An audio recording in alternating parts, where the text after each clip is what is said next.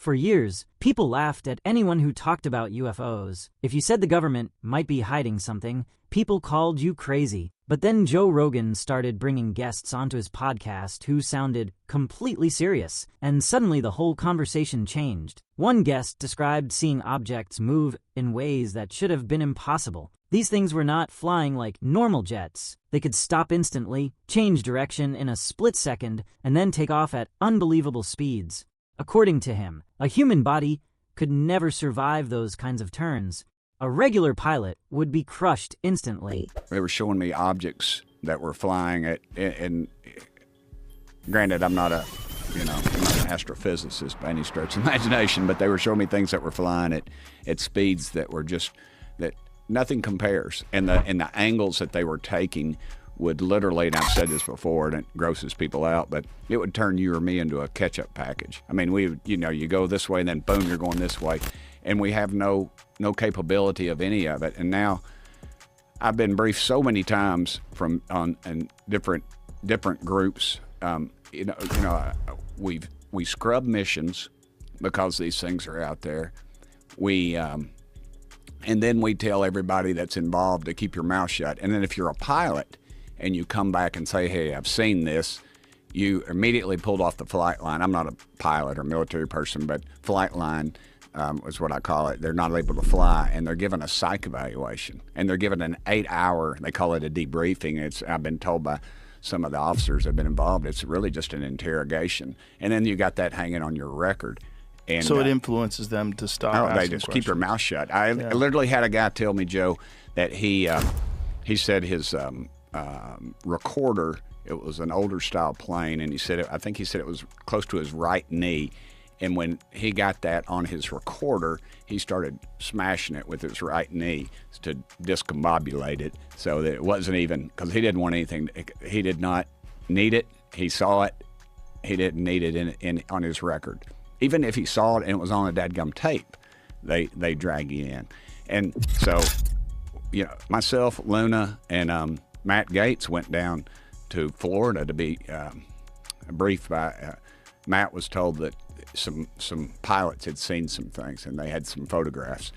And so we go down there and again, we go in. I told Matt, I said, Matt, they don't give up this stuff easy. We're going to go down there and I have a bad feeling they're going to turn us out. Well, we went down there, and Joe, they briefed us on some very serious issues that they were dealing with the Chinese and communist infiltration and things going on around Florida in the ocean. Some people believe powerful defense companies and intelligence agencies already know far more than they admit. There were even claims about secret underwater bases and mysterious objects moving beneath the ocean at speeds no submarine on Earth could ever reach.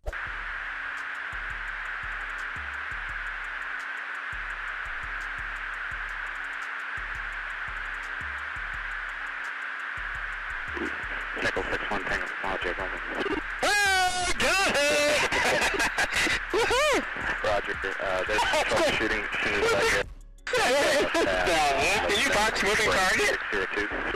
No, I took an auto track. Oh, okay. Oh my gosh, dude. Wow, look at Even former presidents have made confusing comments over the years. Some joked about aliens, then later acted as if they never meant it seriously. That only made people even more suspicious. I would run to the White House. I demand to see all the classified files on the UFOs. Because I want to know. I'd want to know what has been going on. Did you do that? Sort of. But the darkest part of the discussion came when they talked about missing researchers, military officials, and scientists connected to UFO investigations. Some online communities believe certain people disappeared after getting too close to sensitive information. Others think it is all just coincidence. What are we getting wrong about this? Why should we keep looking at it? Well, look, anytime you have experts in the national security arena either disappearing or in some cases dying prematurely and not necessarily a natural way. We have to look at this very closely. We can go back even to the 1940s during the Manhattan Project, when we knew Russia was trying to target a lot of our scientists and try to learn some of our atomic secrets. This is nothing new. What is new, though, is that we have these scientists, these engineers and senior military officials that are completely unaccounted for. Some of these individuals had very high security clearances, top secret SCI security clearances. Anytime that would happen in any other country, Russia, China, obviously would be a problem. This is happening here in the United States, and there are some very interesting common ties that at least some of these individuals have with one another, and that is the UAP topic, ironically enough. So, and you say this isn't you referring to culture or history. You're saying you talked to some of these people and what happened doesn't make sense. Yeah, that's absolutely correct. In fact, several of the people that you have on your list right there that you showed, I personally spoke with years ago and talked to myself, and it was about the UAP topic and their work in that arena.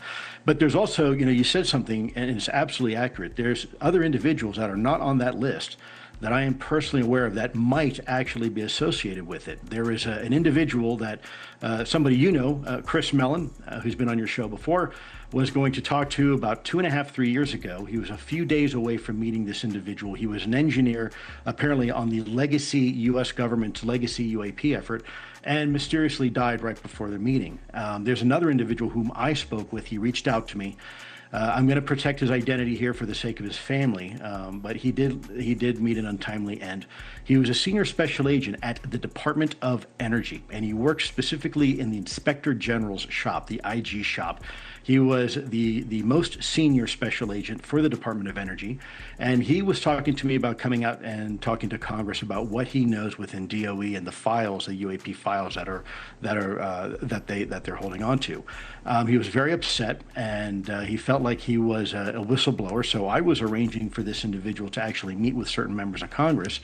His wife, who is a doctor for the Veterans Affairs, walks in one evening after work and finds him dead on the sofa. Still, the timing of some cases has fueled endless speculation. Then came the most unsettling theory of all. What if humanity does not fully understand its own purpose? What if humans are part of something much bigger, something hidden from the public for decades? Nobody has claimed to have definitive proof, but recent developments have completely changed what many people believe about alien presence on Earth. After Donald Trump suddenly released a massive batch of UFO files, the internet exploded.